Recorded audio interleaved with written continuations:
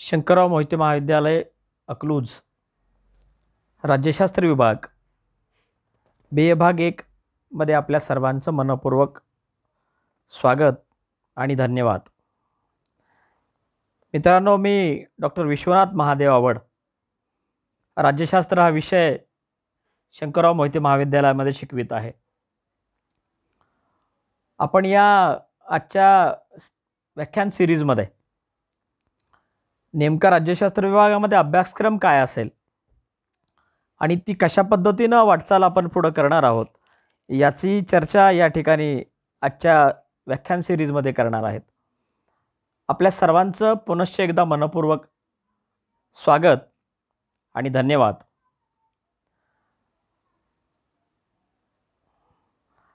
आपला हा भाग 1 चा पेपर आहे. या पेपरचं नाव आहे घटनात्मक शासन आणि भारतीय लोकशाही.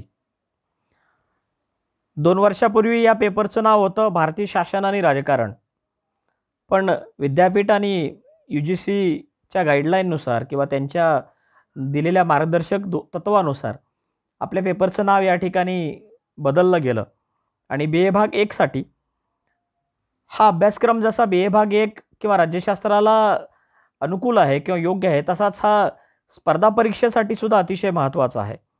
त्यामुळं भारतीय राज्यघटना म्हणजेच घटनात्मक शासन आणि भारतीय लोकशाही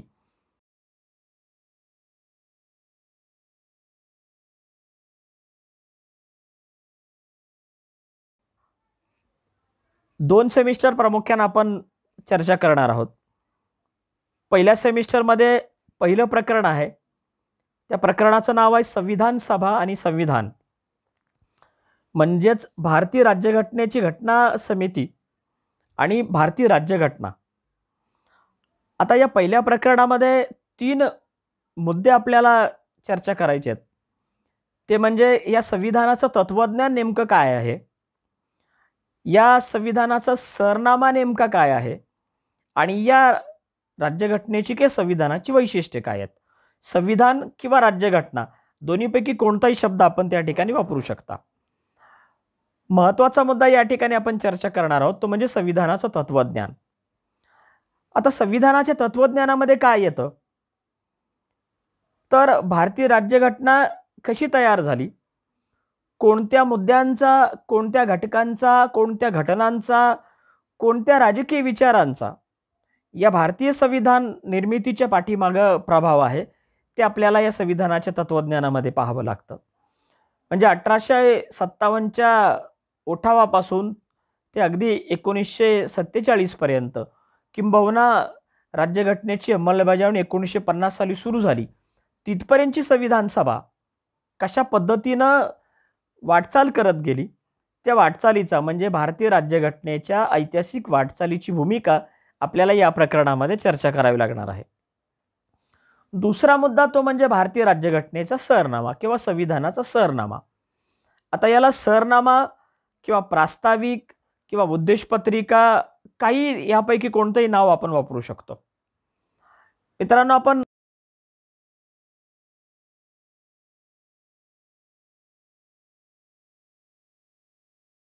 आणि ती प्रस्तावना त्या संपूर्ण पुस्तकाचा सार थोडक्यात सांगते.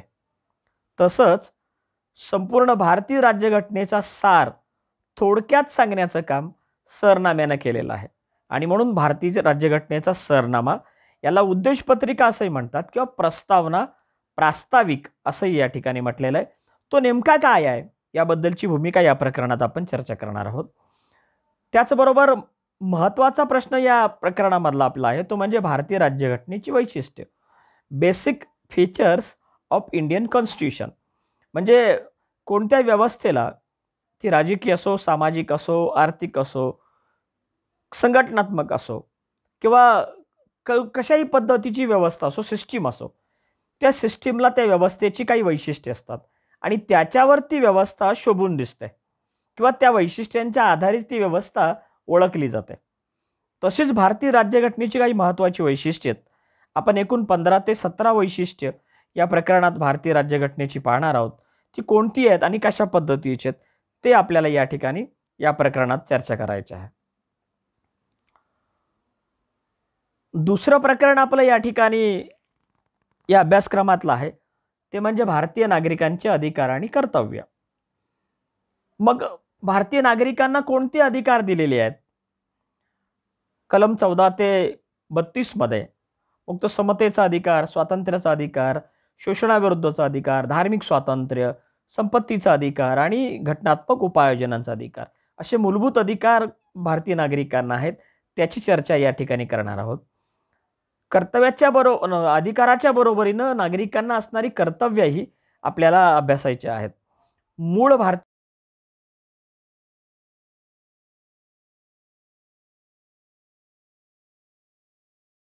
केला आणि मग ती 10 कर्तव्य भारतीय राज्यघटनेत नागरिकांची कर्तव्य म्हणून समाविष्ट केलेत. ते आपल्याला या ठिकाणी अभ्यासायचं आहे.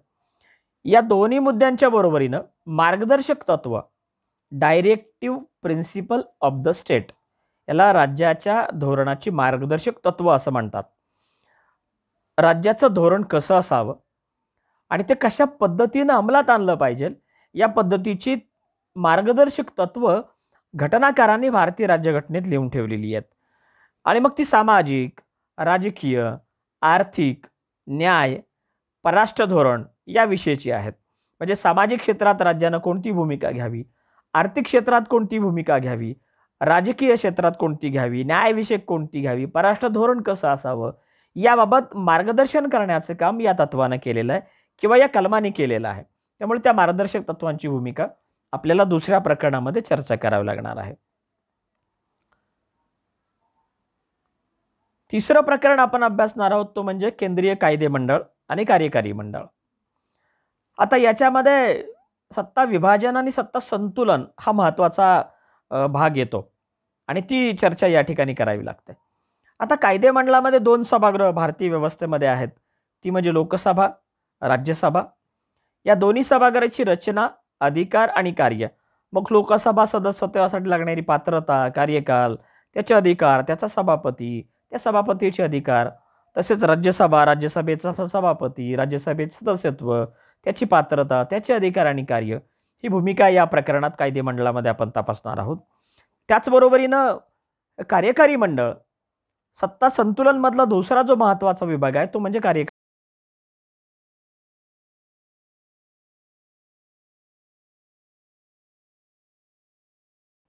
पंतप्रधान आणि मंत्री परिषद किंवा मंत्रिमंडळ, हे 4 संकल्पना कार्यकारी मंडळ म्हणून काम करतात. मग राष्ट्रपती पदाची रचना, अधिकार, कार्य, उपराष्ट्रपती पदाची रचना, अधिकार, कार्य, त्याची पात्रता, कार्यकाल, पंतप्रधान पदाचं महत्त्व, त्याचं स्थान, पंतप्रधानाचे असणारे अधिकार आणि पंतप्रधानाचं एकंदरीत भारतीय राजकीय व्यवस्थेमधलं महत्त्व आणि मंत्रिमंडळ किंवा मंत्री परिषद, मग मंत्रिमंडळाचे प्रकार, मंत्री परिषदेची रचना, त्यांचे अधिकार आणि कार्य या ठिकाणी पाहणार आहोत. तिसरं प्रकरण आहे ते म्हणजे कायदे मंडळाची रचना, अधिकार आणि कार्य, कार्यकारी मंडळाची रचना, अधिकार आणि कार्य याची भूमिका आपण इथं पाहणार आहोत. चौथं प्रकरण आहे ते म्हणजे न्यायपालिका, म्हणजे कायदे मंडळ, कार्यकारी मंडळ आणि न्यायमंडळ. न्यायमंडळ म्हणजेच न्यायपालिका. आता या न्यायपालिकेमध्ये सर्वोच्च न्यायालयाची रचना, अधिकार आणि कार्य या मुद्द्यांचा आपल्याला परामर्श घ्यावा लागेल. मग सुप्रीम कोर्ट ज्याला आपण म्हणतो, त्या सुप्रीम कोर्टाची नेमकी रचना कशी आहे, त्या सुप्रीम कोर्टाला अधिकार नेमके काय आहेत आणि सुप्रीम कोर्टानं कोणती कामं केली पाहिजेत. मग प्रारंभिक अधिकार क्षेत्र असेल, पुनर्निर्णयात्मक अधिकार क्षेत्र असेल, घटनात्मक वैधतेचा काही प्रश्न असतील, राज्यामधले काही संघर्ष असतील, या सगळ्या संघर्षाच्या बाबतीमध्ये न्यायालयाची भूमिका नेमकी काय असावी याची भूमिका या प्रकरणामध्ये आपल्याला अभ्यासायची आहे. याच्याबरोबरीनं ज्याला ज्युडिशियल ॲक्टिव्हिजम म्हणतात, न्यायालयीन सक्रियतावाद किंवा न्यायालयीन पुनर्विलोकन किंवा सिंहावलोकन, हेही आपल्याला या प्रकरणामध्ये अभ्यासायचं आहे. आणि हे पहिल्या सेमिस्टरमध्ये ही 4 प्रकरणं आपण चर्चा करणार आहोत. आता दुसरं सेमिस्टर आहे, त्या दुसऱ्या सेमिस्टरमध्ये पहिलं प्रकरण आहे तो म्हणजे संघराज्यवाद.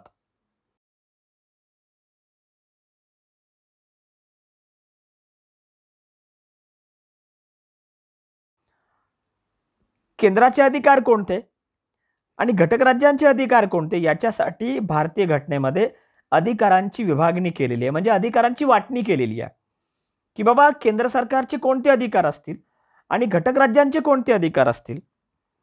केंद्राच्या अधिकाराला केंद्र यादी म्हटलं गेलं, राज्याच्या अधिकाराला राज्य यादी म्हटलं गेलं आणि या दोघांना मिळून काही अधिकार असतील त्याला समवर्ती यादी म्हटलं गेलं. हे नेमके अधिकार काय आहेत याच्याबद्दलची भूमिका या ठिकाणी आपण तपासणार आहोत.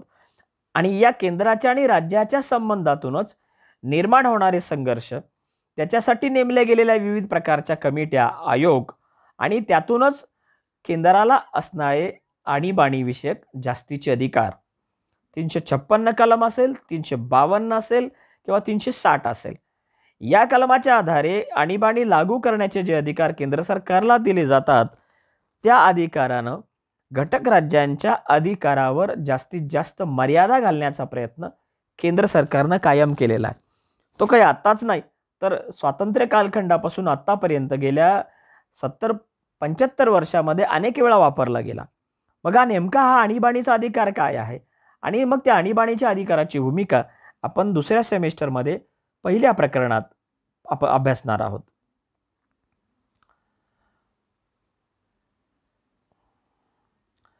दुसऱ्या सेमिस्टरमध्ये दुसरं प्रकरण आहे तो म्हणजे निर्वाचन आयोगाचं. याला निवडणूक आयोग असंही म्हणतात. मग निर्वाचन आयोगाची रचना, अधिकार आणि कार्य. देशाच्या लोकसभेच्या निवडणुका दर 5 वर्षांनी घ्याव्या लागतात. राज्यसभागृहाच्या निवडणुका दर 6 वर्षांनी, दर 2 वर्षांनी निवृत्त झालेल्या सदस्यांच्या घ्याव्या लागतात. घटक राज्यांच्या विधानसभाच्या निवडणुका घ्याव्या लागतात. विधान परिषदांच्या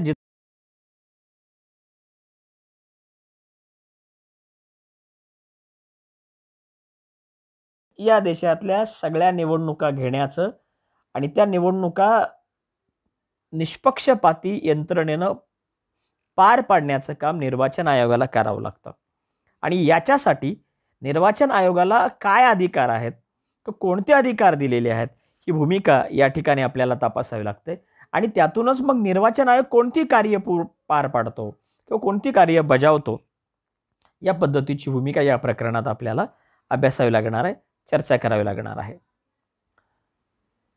सेमिस्टर 2 मध्ये तिसरं प्रकरण आहे ते म्हणजे भारतातील राजकीय पक्ष पद्धती. याच्यामध्ये 2 मुद्दे तपासायचे आहेत. ते म्हणजे भारतातल्या राजकीय पक्ष पद्धतीची विचार प्रणाली आणि कार्यक्रम. म्हणजे जे काही भारतीय राजकीय पक्ष आहेत ते कोणत्या विचार प्रणालीवर आधारित आहेत आणि त्यांनी कोणते कार्यक्रम या देशाला किंवा राजकीय पक्ष म्हणून देण्याचा प्रयत्न केला, त्या पद्धतीची भूमिका आपण पहिल्या चॅप्टरमध्ये पाहणार आहोत. आणि त्याच्याबरोबरीनं दुसरा मुद्दा या प्रकरणातला आहे की भारतीय राजकारणातल्या काही महत्त्वाच्या राजकीय पक्षांची चर्चा आपल्याला करायची आहे.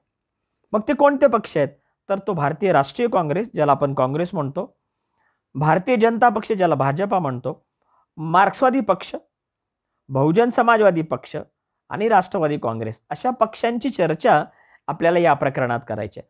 म्हणजे राजकीय पक्षांची विचार प्रणाली, कार्यक्रम, त्याची ध्येय धोरणं आणि त्याची वाटचाल, याच्याबरोबरीनं या राजकीय पक्षांची भूमिका, त्याची निर्मिती, हेही आपल्याला या प्रकरणामध्ये अभ्यासायचं आहे. पुढचं प्रकरण सेमिस्टर 2 मध्ये आपण चर्चा करणार आहोत. त्याच्यामध्ये प्रामुख्याने आपल्याला चर्चा करायची आहे ती म्हणजे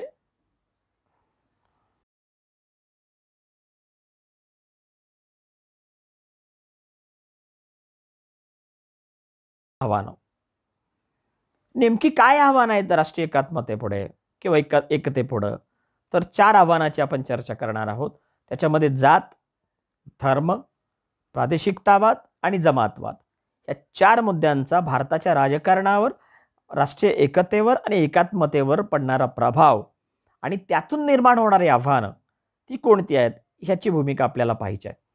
मित्रांनो, आपल्या सगळ्याला माहिती आहे की भारतात जात खूप प्रभावीपणे काम करते, धर्म प्रभावीपणे काम करतो, प्रादेशिकतावाद तेवढ्याच ताकदीनं काम करतो आणि मग त्यातून निर्माण होणारा जो जमातवाद आहे तो जमातवाद, हे 4ही घटक भारताच्या एकतेपुढं आणि एकात्मतेपुढं आव्हान निर्माण करताना दिसतात. एकंदरीत पहिल्या सेमिस्टरमध्ये 4 प्रकरणं आणि दुसऱ्या सेमिस्टरमध्ये 4 प्रकरणं, अशी एकूण 8 प्रकरणं आपल्याला विभाग 1 राज्यशास्त्र विभागामध्ये चर्चा करायचे आहेत. हा अभ्यासक्रम विभाग 1 साठी जसा उपयुक्त आहे तसं विविध प्रकारच्या स्पर्धा परीक्षांसाठी सुद्धा, मग ती लोकसेवा आयोग असेल, MPSC असेल, राज्यसेवा असेल, पोलीस भरती असेल, आर्मी असेल किंवा UPSCच्या परीक्षा असतील, या सगळ्या परीक्षांसाठी भारतीय राज्यघटना हा विषय महत्त्वाचा असतो. आणि त्याच्या अनुषंगानं आपल्याला चर्चा करत करत हा अभ्यासक्रम शिकत आणि शिकवत पुढे जायचं आहे. मित्रांनो, आपल्या सगळ्यांचं हे भारतीय घटनात्मक शासन आणि भारतीय लोकशाही या अभ्यासक्रमामध्ये आणि शंकरराव मोहिते महाविद्यालयाच्या विभाग 1 राज्यशास्त्र विभागात मनपूर्वक पुनश्च एकदा स्वागत आहे आणि आपण ही लेक्चर सिरीज अशीच पुढे चालू ठेवणार आहोत. आपल्या सगळ्यांचं पुनश्च एकदा स्वागत करतो आणि आजची व्याख्यान सिरीज या ठिकाणी थांबवतो. धन्यवाद.